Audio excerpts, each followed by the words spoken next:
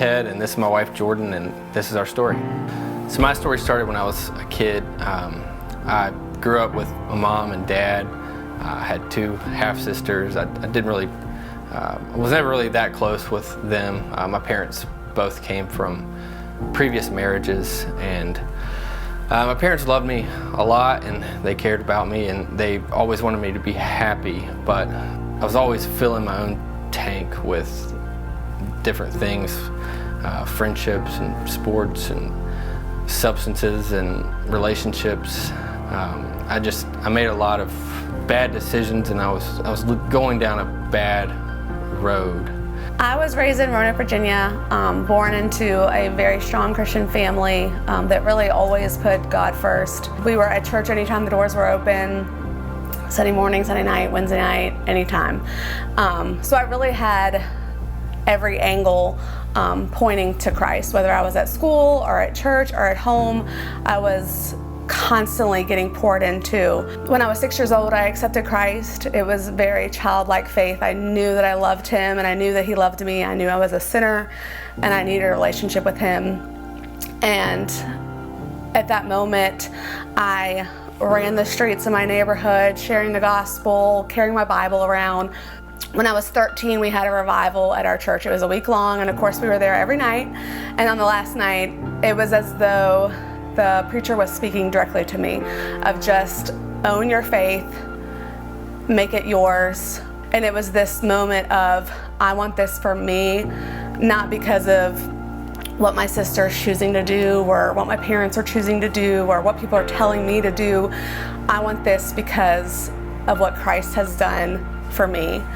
And I guess later on, Jordan and I went to high school together. We graduated together, and our senior year, I guess I really took a liking to her.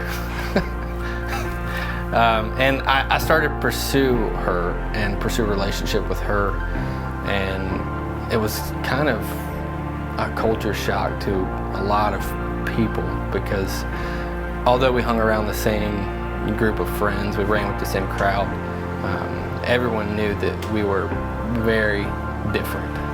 As we started dating, it was impossible to not notice that there was a difference in the people that she surrounded herself with. There was something about the pureness of the joy that I saw in these people's hearts and the way that they interacted that was just so different to me. I didn't understand it.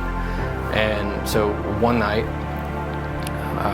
when Jordan and I were hanging out, I asked her, I said, what is it? What is it about you and your friends and your family? Like, what is it? Where is it that you get this pure joy?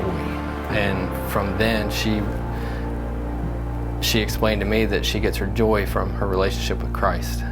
And I told her then that I wanted that in my life. And at that moment, she shared the gospel with me. She laid it all out, and we prayed together, and I accepted Jesus into my heart. He had never been to church really before coming with me, and it was just this moment of him realizing that he needed a Savior and him accepting Christ. I have never witnessed that before. I've talked to people and been with people who have accepted Christ, but knowing him so well and watching his heart change really just changed me.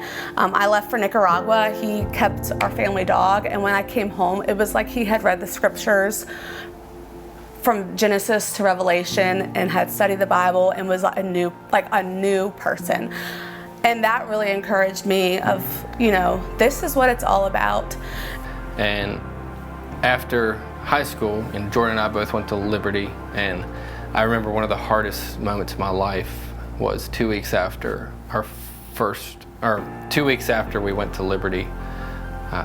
We came back to Roanoke, and I told Jordan, I was like, let's go surprise my parents, and we came back in town. And so we showed up, and we walked in, and my dad was sitting there. He wasn't saying a whole lot, and I asked him, I was like, where's Mom? And he said, I don't know. I haven't seen her in over a week. And at that moment, I realized that my parents had split up, and that was like the most difficult thing I've ever had to deal with. Fast forward to now, I'm thankful that I have a great family, 2 amazing kids, a wife who loves me, a church, and some great friends. And from what I've come to realize through hearing people's testimonies is that it seems like 9 out of 10 times when you hear a testimony, it starts off with, I was raised, or my parents, ... And I guess my prayer is that through parenting, Jordan and I could lead by example, and I pray that one day we can be part of our children's testimonies. And like he said, as parents, I just want that for our kids. Hebrews 12, 1-6 has always been my favorite verse, and it says something like, therefore, tear off everything that so easily hinders you and run with endurance the race that Christ has set before you. And that's just always been such a real example to me of a race that we're running for Christ, and the only thing that matters is what we do for Him and sharing His word.